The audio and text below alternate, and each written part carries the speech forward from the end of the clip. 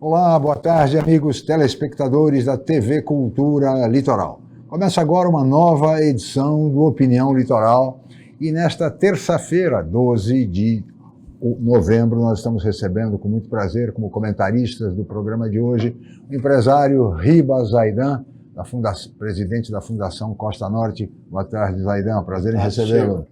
Prazer estar aqui com você, o primeiro programa com você, hein? Tá certo. Obrigado pela presença, Zaidan. E também entre nós o colega comentarista do Opinião, advogado Roberto Mohamed Amin Júnior. Roberto, boa tarde, obrigado pela presença. Chico, estou muito feliz em ter você de volta, recuperado. Espero que tenha aprendido a lição que a gente precisa ir no médico de vez em quando, porque a gente fica velho. E é um prazer estar aqui, com o dono da coisa toda, né? Sim. Muito bem, muito obrigado, Roberto Mohamed, muito obrigado, Zaidan. Eu agora queria chamar o primeiro VT do programa de hoje, que traz a entrevista concedida ontem na TV Cultura, no Roda Viva, pelo marqueteiro publicitário Duda Lima, que foi o marqueteiro da campanha do prefeito reeleito Ricardo Nunes em São Paulo. Vamos ver o VT, por favor. Eu posso dizer com toda a propriedade, tudo aquilo que a gente viu em campanha fundamentada no primeiro turno, joga fora. O que aconteceu aqui em São Paulo, a maneira com que se estruturou, nunca aconteceu igual em nenhuma campanha que eu tenha participado ou que eu tenha estudado. A lição é assim, cara, o metaverso criado, diferente do que é real, nunca foi tão claro. Uma coisa é o que acontece, outra coisa é como se vê. Eu nunca vi isso com tanta disparidade como aconteceu aqui em São Paulo. Normalmente isso tudo se integra, né? Mas um candidato criou um metaverso, uma realidade que não rolava. Tá certo. Muito bem, aí está o primeiro VT, onde ele analisa a questão do marketing na eleição em São Paulo, que realmente eu acho que é um divisor de águas, até por conta de tudo aquilo que foi feito pelo candidato Pablo Marçal, todas aquelas ofensas, agressões, marcando um novo tipo de campanha, lamentavelmente, diga-se de passagem. Gostaria de ouvir os nossos comentaristas. Roberto, por favor. Chico, eu acho o seguinte, o Pablo, ele fez a anticampanha, né? A campanha da não política, a gente já falou aqui, que não foi criado por ele, isso começa nos tempos recentes com o Dória, mas já tinha sido feito pelo Antônio Hermílio de Moraes lá atrás, na campanha para o governo do Estado, atendendo um pedido do Sarney contra o Paulo Maluf para favorecer o Quercy. Lembrando que naquela época não tinham dois turnos. Mas nos tempos mais recentes, essa não campanha, embora o Dória seja o não político, mas fez campanha, foi inaugurado por ele essa figura do outsider. Óbvio que o Bolsonaro, com mais de 20 anos na política, não se enquadrava nisso. Muita gente tem mania, às vezes, de trazer isso, mas ele não era novidade nenhuma. Todo mundo sabia que ele era o cara boçal que todo mundo imaginava que ele era, como foi com toda a existência dele como deputado. Mas, no caso do Pablo Marçal, ele inaugura uma coisa chamada não campanha, ou anticampanha. Por quê? Ele fez o tempo inteiro uma campanha voltada para cortes na internet. Ele fez uma campanha voltada o tempo inteiro para se afastar de qualquer tipo de proposta de governo para se limitar ao ataque. Ele inaugura a total falta de respeito nos debates, transformando os debates em circo, e isso que acho que foi o mais grave. Ele não tinha horário de TV. Ele usa as redes sociais de forma assintosa para mentir, usando documento falso, pesquisa falsa, dados falsos. Quer dizer, ele fez a anticampanha. O que a gente espera é que ele isso não tenha se transformado num modelo. E eu acho que aí é que o Duda fala, em que ele nunca tinha visto isso. Exatamente. O grande perigo é alguns marqueteiros acharem que esse é o segredo. é o futuro das campanhas políticas, a anticampanha, e que a gente passe a ter isso como regra. Aí, sinceramente, Não dá. não é uma questão de ameaça à democracia, é uma questão de ameaça à vida em sociedade, porque você vai ter pessoas destruídas quando elas contrariam o interesse de quem tem acesso a esse tipo de ferramenta. Muito bem.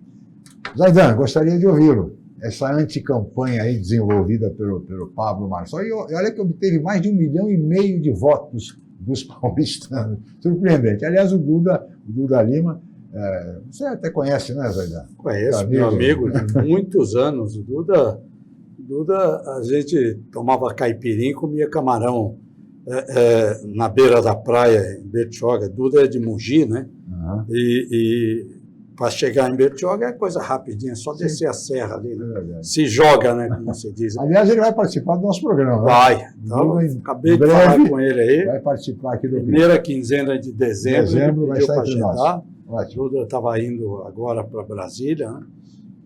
Acho que ia falar com o padrinho dele, o boy, né, o Valdemar Costa Neto. Mas eu analiso isso, Chico, como um voo de galinha. Um voo de galinha. Sim. Sabe? Muito curto isso, né?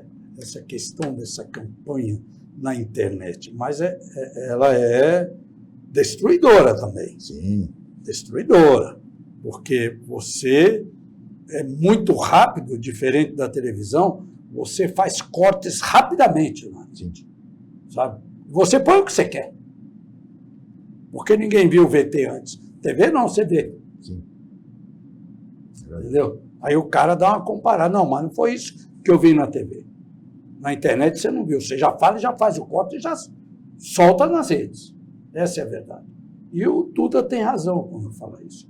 Porque o Duda é meio tradicionalista. Ele fazia as campanhas. Conheci Duda fazendo a campanha do Márcio Alvim e do André do Prado em Guararema, tá? Em Mogi eu não me lembro de Duda ter feito alguma campanha, né? Mas fez o Orlando Morando em São Bernardo, Sim. fez para o Paulo Serra em Santo André, fez, acho que, Paurico em São Caetano. Duda sempre atuou nesses ninhos do PSDB. Tá? Duda sempre foi atuante nos ninhos do PSDB. Ele é proprietário de uma grande agência de publicidade, Sim. RP Propaganda, né? E tem umas outras também, outras satélites dele, mas eu avalio o Duda como um mestre. Um mestre. E por isso que, inclusive, participou do Opinião. Opinião, vai participar da Opinião no início de dezembro. Mas participou do Roda Viva, que é uma referência aqui, o programa da rede da TV Cultura. Roberto Mohamed. Eu não vejo que isso venha a ser o padrão para o próximo, Chico. Eu tenho medo do que vai acontecer, mas eu não acho que seja o futuro em si. Tem uma coisa que tem um VT do Duda que ele fala aí, que a gente podia colocar agora, que é o que ele fala do Valdemar da Costa Neto, pegando que aproveitando o gancho do Zaidan puxou. É verdade. O VT ainda no Roda Viva, o VT onde ele fala sobre Valdemar da Costa Neto, presidente do PL. O que eu tenho pelo Valdemar é um respeito muito grande. É um pouco difícil falar de alguém que eu admiro muito, porque eu sempre gosto de falar de uma maneira isenta, né? Mas eu tenho um respeito muito grande por ele. Eu tenho um respeito muito grande por ele. Os meus pais votavam no pai dele, né? Os meus tios votavam no pai dele. O que o pai dele fez pela zona rural, da onde eu nasci, da onde eu vim, levar asfalto para lá, levar escola para lá, foi coisas incríveis. Isso vem então rola essa gratidão incrível pelo pai dele, por tudo que ele fez, né? Quando eu olho para o Valdemar e vejo o que aconteceu na zona rural, vejo o que aconteceu lá onde eu nasci, vejo o que aconteceu com a Mogi Dutra, vejo o que aconteceu com a minha cidade, eu digo, cara, isso é foda. Então a minha relação é essa, é de carinho, é de respeito, é de gratidão. Aqui em São Paulo, o Valdemar não me indicou aqui em São Paulo. Eu não sei de onde você tirou essa informação, mas não, ele não me indicou aqui. Nas prefeituras de São Paulo, do ABC, Não. nunca te indicou? Não, na verdade, as prefeituras do ABC que eu fiz eram todas tucano, assim, né, cara? E aqui na cidade de São Paulo, Ricardo, eu não conheci o Ricardo através do Valdemar. Não. Né? Eu fui chamado para conhecer o Ricardo, fiz uma reunião com ele ali, a gente conversou, aquela coisa toda, eu demorei uns 4 meses, Foi mais ou Bolsonaro menos, para que tomar... apresentou? Não, ninguém me apresentou, ele quis me conhecer, né? E aí, então, a gente chegou ali, sentou, aquela coisa toda, eu não vim aqui com nenhum padrinho, né?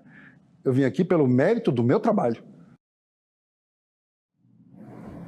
Muito bem, aí está o depoimento de Duda Lima. Zaidan, você o conhece bem. Conheço. Dudinha, teve o dedo do boy ali, Duda. Teve o dedo, porque quando falaram que se o PL não tivesse junto com o Ricardo Nunes, né, e inclusive deu o vice para o Ricardo Nunes, o Coronel Melo, que era presidente do CEAGESP, mas antes disso foi coronel da Rota, foi comandante da Rota, né? E o boy não dá ponto sem nó. Eu conheço bem o boy. Boy é o Valdemar da Costa Neto. Presidente do PL, Partido Liberal, nossa, Valdemar da Costa Neto. O maior partido do Brasil hoje. Sim. Então, Duda, teve o dedo aí, viu? Fala essas coisas. Roberto Mohamed. Ele tem uma relação, ele é de Mogi, e a família do Valdemar Sim. da Costa Neto é praticamente dono da cidade. Sim. Né? Para o bem e para o mal. Eu, particularmente, acho que quem chama na direita o Lula de ladrão, com toda razão, esquece que o presidente do PL, que é o grande parceiro do ex-presidente da República, também tem a mesma pecha, a mesma folha corrida, talvez até mais extensa. Eu não diria folha corrida, eu diria folha corrida. É folha corrida, não não tem é certidão currículo, de não. antecedente, ele não folha consegue corrida. tirar. Então, é complicado, eu acho que é normal ter esse tipo de relações, e eu também tenho relações com pessoas com a qual que eu não tenho identidade de conduta, mas Valdemar da Costa Neto não é exemplo para ninguém, e já está tendo racha no partido, e não pensem que é por questões políticas entre Valdemar e Bolsonaro. É a chave do cofre do partido que tem a maior fatia do fundo partidário. Não pensem vocês que o mito está brigando por questão política. Ele quer a chave do cofre para ele, para o Guinho, para o Zezinho e para o Luizinho. Muito bem, Roberto Zaidan. Nós vamos fazer um rápido intervalo, mas voltaremos em seguida com a opinião litoral.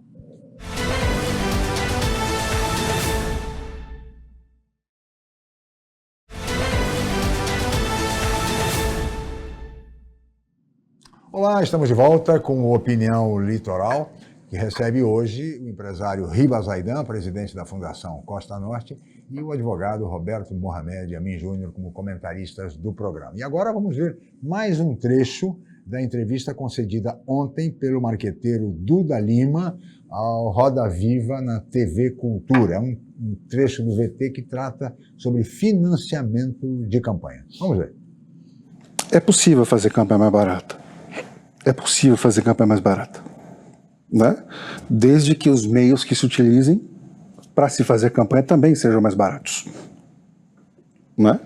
Porque quando você usa um recurso para difundir uma ideia, né, esse recurso vai para uma série de fatores aí.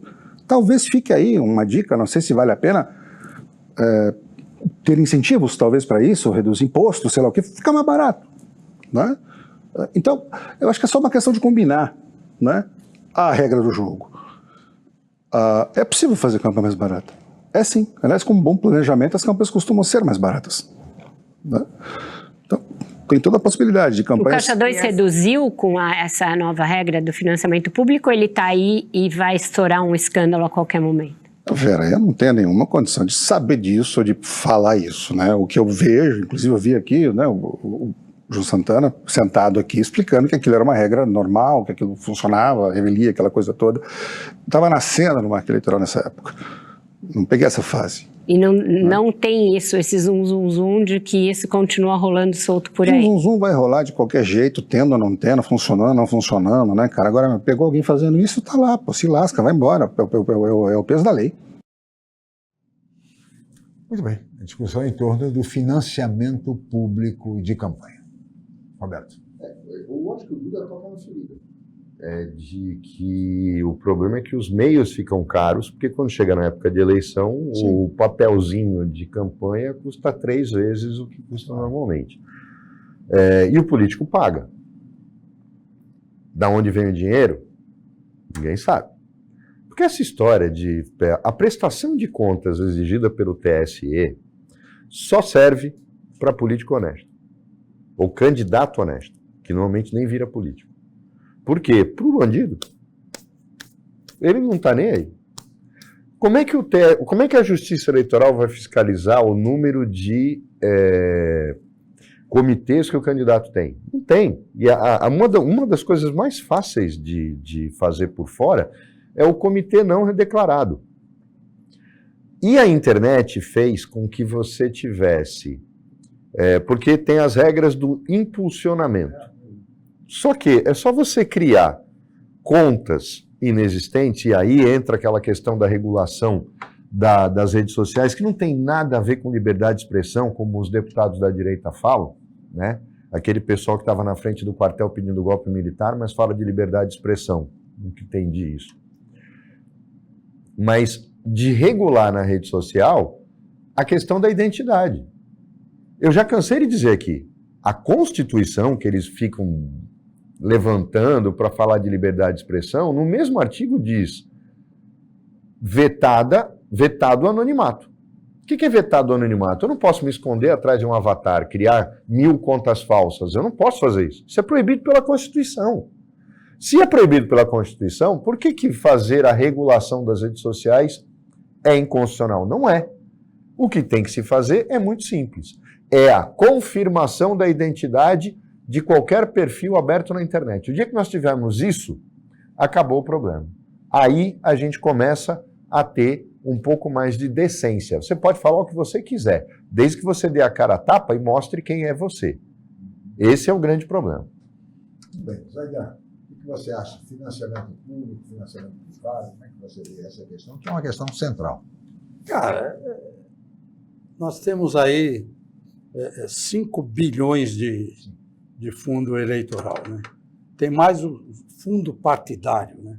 Que vai tudo de acordo com o número de deputados que cada partido tem na Câmara Federal, né? Hoje o PL é o detentor do maior fundo. Você falar que acabou o Caixa 2 é utópico, não acabou, sabe? Agora, você pega o dinheiro nosso, não é público, é o nosso dinheiro, põe lá no cofre do governo e os partidos retiram uma parcela desse dinheiro. Eu digo aí em torno de 5 bilhões de fundo eleitoral, mais outro tanto de fundo partidário, e uso isso daí não é só para campanha, não, para comprar aviões, para comprar mansões, para comprar carrões, para financiar viagens, sabe? Quantos penduricalhos não tem cada um desses partidos alimentado com fundo partidário? Quantos? É uma coisa de maluco. Quer dizer, e aí você falar para mim ainda que não tem o Caixa 2? Lógico que tem.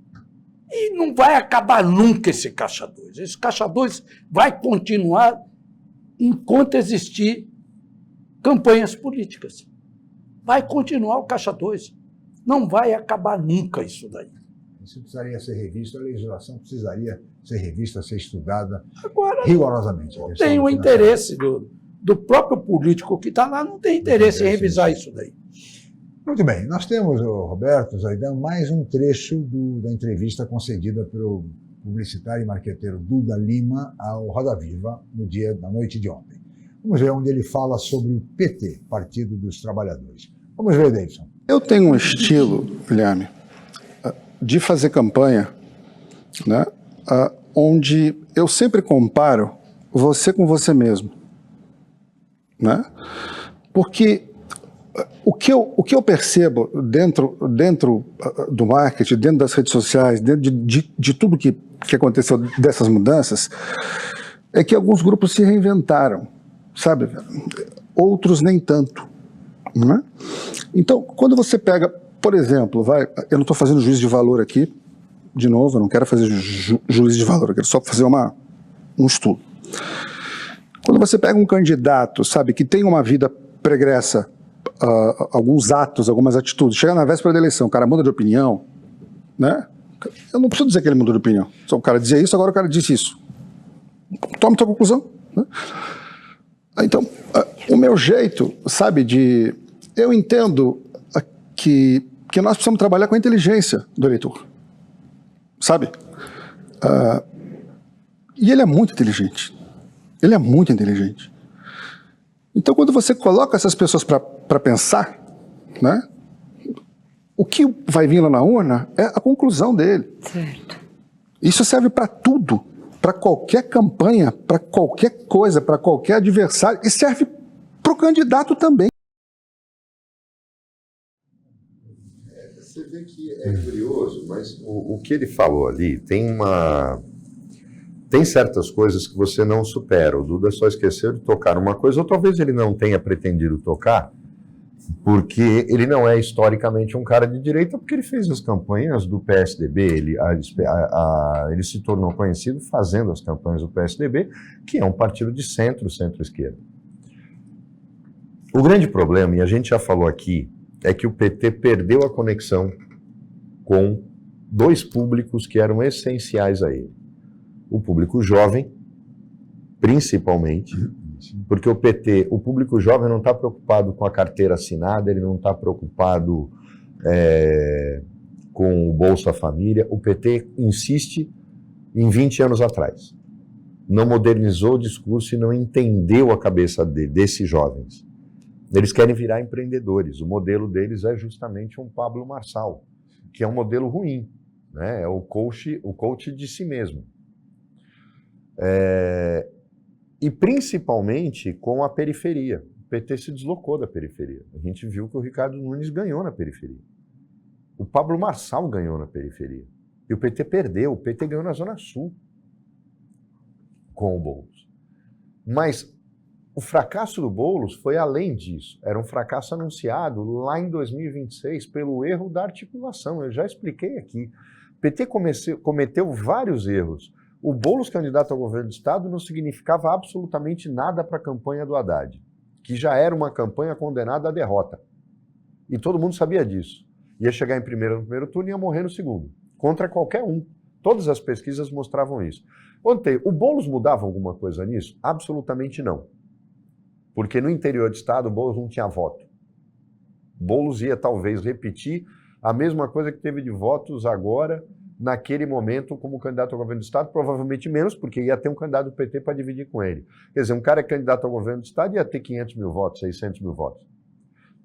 Mudava alguma coisa? Não, mas eu não ia ter um cara enchendo o saco como deputado e, principalmente, não iam ter o comprometimento de apoiar um candidato com uma rejeição tão grande quanto ele numa eleição na capital de São Paulo, abrindo mão com candidatos preparadíssimos, como eu já cansei de falar aqui. O maior pecado que o PT comete nesse ranço interno que ele tem é Eduardo Cardoso, que para mim seria um candidato com grandes chances de enfrentar de igual para igual o Ricardo Nunes. Então, aquela escolha foi horrorosa, como foi a escolha do Haddad, com quem estava na frente no primeiro turno. O candidato, se fosse o Márcio, podia perder do mesmo jeito, mas era um cara que pegava todos os votos do Haddad, os seus, e ainda mordia alguma coisa do centro em relação ao PSDB, ao próprio Rodrigo, principalmente no segundo turno. Então vejam bem como uma escolha errada há 2 anos atrás desagou no desastre de um candidato que, gastando 7 milhões, foi para o segundo turno com o Bruno Covas, e gastando 80 milhões, teve a mesma votação que teve contra o Bruno Covas, ou seja, o voto só ficou mais caro, mas ele não aumentou em nada a votação dele. Então, gastar dinheiro com campanha eleitoral não quer dizer necessariamente que você vai ter resultado. Por quê? Porque é um candidato que está fadado ao fracasso. Por quê? Quem aposta num candidato com uma rejeição tão alta como o Boulos está pedindo para perder a eleição, que era o caso do Haddad no interior do estado de São Paulo, numa campanha para governador. Quer dizer, esse problema, e aí eu acho que o Duda não entrou na ferida, não quis tocar, é que o PT não aprende com seus erros. O PT está ficando carcomido, as estruturas do PT estão sucumbindo. Por quê? Porque o partido se recusa a enxergar o tempo presente. Esse, para mim, é o grande problema da esquerda. É o grande pecado do PT. Zaidan, eu gostaria de ouvi-lo, mas eu preciso chamar um intervalo. Vou para um rápido intervalo, voltaremos em seguida com a opinião.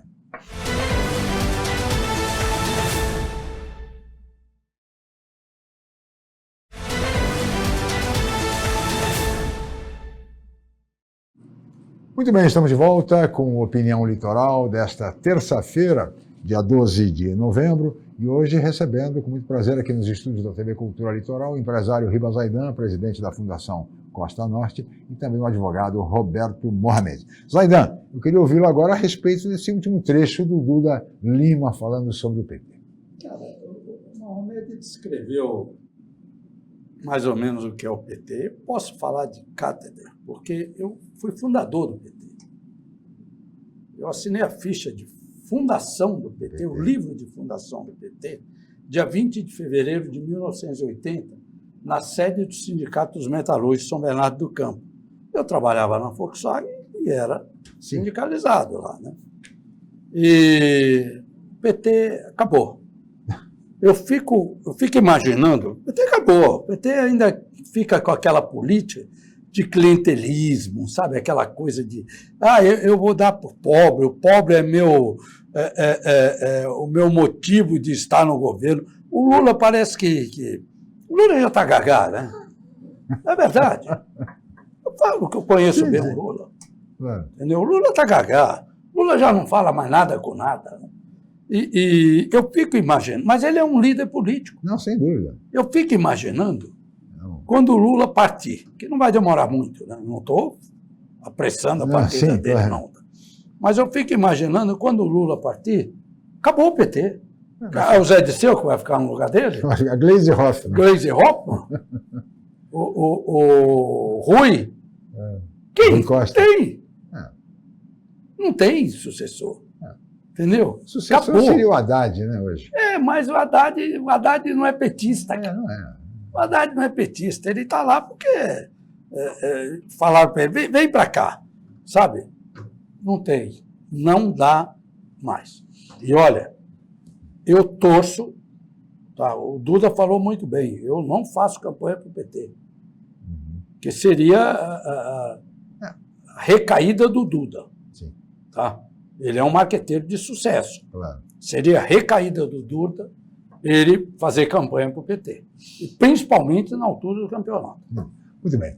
Agora, Roberto, Zaidan, eu queria chamar um VT a respeito daquela cena terrível, trágica, no Aeroporto Internacional de Guarulhos, que foi a execução do empresário, delator, enfim, Antônio Vinícius Gritzbach, em São Paulo, no Aeroporto Internacional de Guarulhos. Por favor, vamos ver o VT para que os nossos comentaristas façam a análise desse episódio lamentável.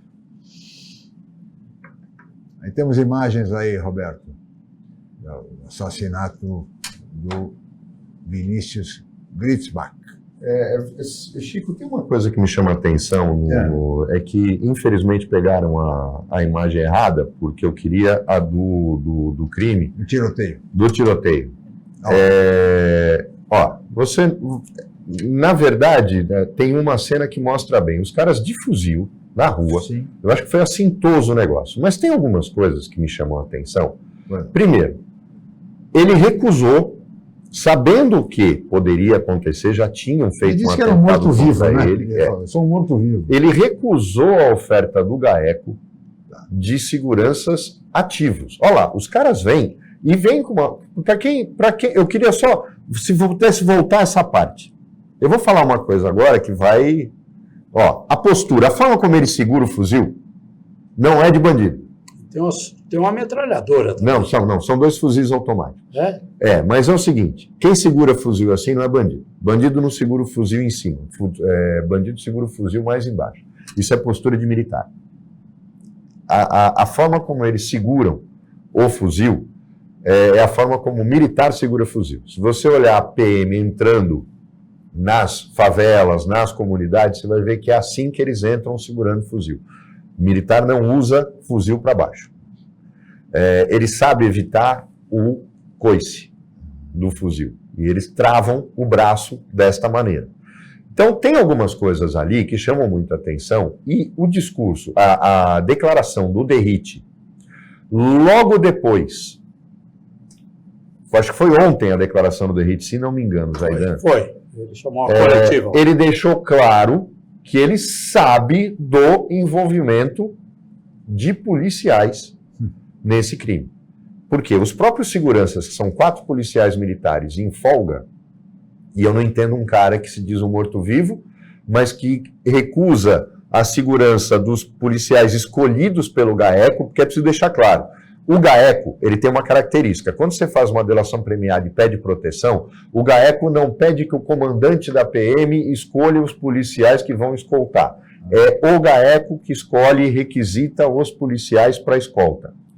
Então, é um grupo de elite também da própria PM que faz a segurança. O cara recusa para trabalhar com 4 policiais, ele sabendo o que é a facção criminosa, 4 policiais militares de folga para fazer a segurança dele, tendo recusado um grupo escolhido a dedo pelo GAECO. Mas tem uma coisa aí, ele já tinha denunciado para a Corregedoria da Polícia Civil que ele tinha sido roubado por agentes policiais civis. Tem uma coisa nessa história toda que me chama a atenção, que é clara. Eu posso muito bem, me aproveitando de que o cara é alvo de uma facção criminosa, ter outro objetivo e utilizar esta resposta que será óbvia, porque toda a imprensa vai dizer que foi a facção criminosa que queimou o arquivo, Sim. arquivo que já tinha sido entregue, então era simplesmente vingança e dar recado. Mas, na verdade, o crime tinha objetivos econômicos pura e simples. Por quê? O cara tinha bens na sua bagagem, o cara era rico, o cara tinha dinheiro, o cara ajudou a lavar dinheiro e todo mundo sabia disso. Então, vamos ter com um pouquinho mais de cuidado. A gente já teve casos de criminosos ligados a facções criminosas que foram limpos primeiro para depois se creditar a queima de arquivo. Sim. Ou ações da polícia diante de uma tentativa de fuga. Vamos tomar muito cuidado. Esse caso, eu sou o maior crítico, talvez na nossa região, do Derrite. Sei que o Zaidan conhece ele, é amigo dele, mas eu tenho dito aqui, às vezes o Derrite beira a psicopatia. Ele tem um claro objetivo de acabar com a Polícia Civil. Eu não acho que bandido bom é bandido morto. Eu discordo dele em várias outras coisas. O Estado não pode ser bandido. Ele não pode dar carta branca para uma polícia fazer o que quer. Mas nesse caso específico, estou dando o braço a torcer. O Derrite chamou a imprensa rápido, se posicionou rápido e deixou claro que ele sabe o que aconteceu. Mas que ele mesmo preferiu. Eu não quero holofote agora. Eu quero holofote quando eu desmascarar o que aconteceu. Isso, para mim, ficou claro e tem que dar os parabéns para o secretário, porque discordo de 90% do que ele faz, mas dessa vez o comportamento dele foi perfeito. Timing perfeito, momento perfeito e procedimento perfeito. Porque ele sabe, como eu desconfio, o que realmente aconteceu e que eu acho que usaram essa coisa de facção criminosa para mascarar o que a gente poderia dizer é um crime comum. É o de interesse em relação ao que o cara tinha e não ao que ele sabia. Zaidan. Eu sou admirador do Derrite, né? O Derrite é egresso lá do Barro Branco, que a gente chama do 130 do 31, né? Sim. Legião de heróis, né? Tobias e Frejó. E foi da Rota também, pelotão, um batalhão de elite da Polícia Militar. E o Derrite, dessa vez, ele está bastante cauteloso, como o Marromete falou.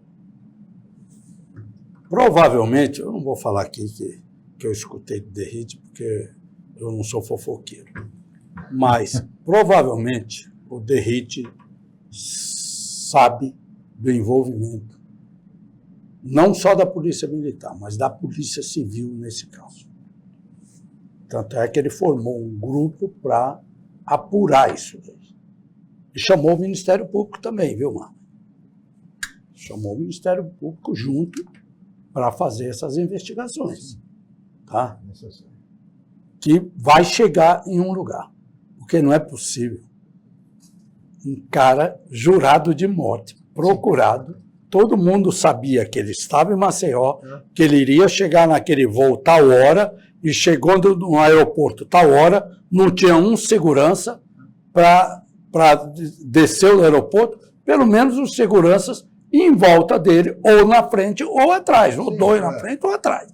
Ele sozinho, com aquela maleta lá cheia de joias, aquela bolsa, tá? Com mais de R$1 milhão em joias. Quer dizer, todo mundo sabia. Só a polícia que não sabia. Realmente. Será que não sabia? Pois é, isso as investigações vão ter que mostrar. 3 PM, isso, claramente. dos 4 que ele tinha como segurança, 3 ficam olhando o motor de um carro no posto. Tudo armado isso daí. É uma coisa isso para mim, e o pior, né? É por isso que eu falo, desculpa, não é preconceito contra a PM. Mas são essas coisas, os caras batem sabendo que estão filmando, os caras fazem as bobagens que fazem. Agora, essa foi brincadeira. Se queriam disfarçar, fizeram tudo errado. E o motor de uma Hilux ainda, que não dá problema. Apreenderam os Não, celulares. ninguém sabe arrumar. Como é que ele vai arrumar uma Hilux? Apreender os celulares dos PMs foi a primeira atitude no sentido de tentar... Fez bem o derrete. Claro. É tentar comprovar um eventual envolvimento. A Polícia Federal entrou no caso também, que eu acho que dá uma maior seriedade nessas investigações. Lógico. Sem dúvida nenhuma, isso tem que ser devidamente esclarecido. Nós vamos para mais um rápido intervalo, voltaremos em seguida com Opinião Litoral.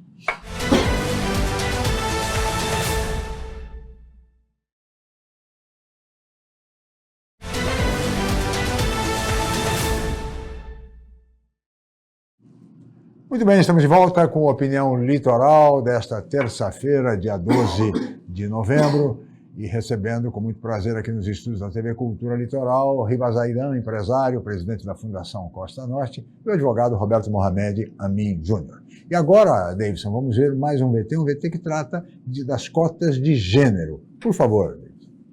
Candidatas que não receberam votos, nem gastaram com material de campanha e que, em alguns casos, nem sabiam o próprio número na urna. Só alguns exemplos de possíveis fraudes no pleito deste ano apontadas pelo Ministério Público Eleitoral em São Paulo. As denúncias envolvem disputas em cidades do interior, como Cananéia, Tanabi e Estrela do Norte, e da região metropolitana, como Francisco Morato. Pelo menos 5 delas já se transformaram em ações e agora tramitam na Justiça Eleitoral do Estado, mas não são situações inéditas. Desde 1997, a lei eleitoral exige que os partidos destinem, no mínimo, 30% das candidaturas para postulantes femininas. Em 2018, o Tribunal Superior Eleitoral estendeu a exigência para gastos do fundo partidário com as candidatas. Mas de lá para cá, incontáveis casos envolvendo candidaturas laranjas têm sido denunciados pelo Brasil. Procurado, o Tribunal Regional Eleitoral de São Paulo afirmou em nota que não se pronunciará sobre as denúncias feitas pelo Ministério Público. Se condenados, no entanto, os candidatos envolvidos nas fraudes podem até perder o mandato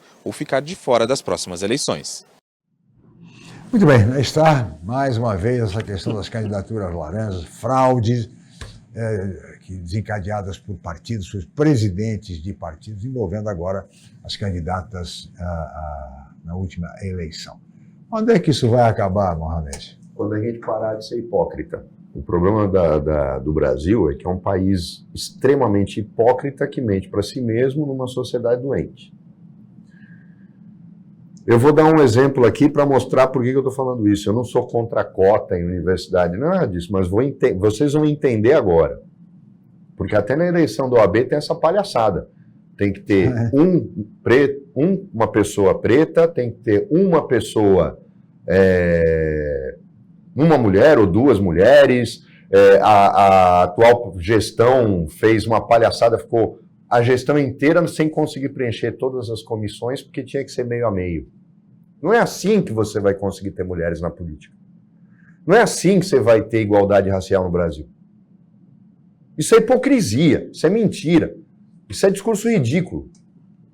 Eu vou dar o exemplo de onde a coisa acontece naturalmente na sociedade quando você deixa.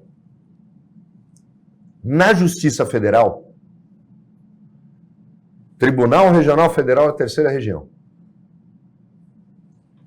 Em alguns momentos, eu não sei se hoje está assim, mas em alguns momentos você teve mais mulheres do que homens, como juízas em primeira instância e desembargadoras no TRF. O TRF teve várias presidentes que eram juízas excepcionais e que não precisaram de cota para se tornar juízas. Por quê? Porque foi um tribunal montado de uma maneira por pessoas que entendiam que não tinham que interferir no concurso. Sim.